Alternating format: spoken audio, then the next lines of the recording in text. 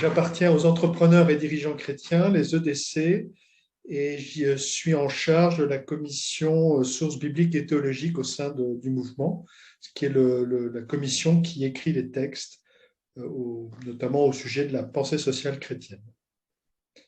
L'EDC regroupe 3500 entrepreneurs et dirigeants qui souhaitent vivre leur vie professionnelle en cohérence avec leur foi.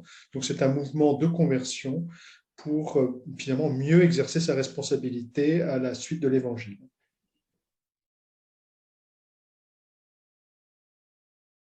Donc ça a été surtout un moment de rencontre avec des mouvements différents et donc de découverte de façon de voir, de façon d'être, qui permet de mieux comprendre une partie de la diversité de l'Église.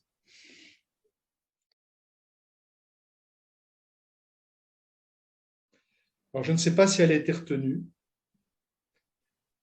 mais il y a eu quelque chose autour de la façon dont on organise l'Église autour des plus fragiles. C'est-à-dire de réfléchir non pas à un mode de fonctionnement pensé par notamment tous les responsables de mouvement, disons, les plus capés, mais au contraire de se dire, dans le fond, comment je pars dans ma paroisse, dans mon mouvement, de la personne la plus fragile.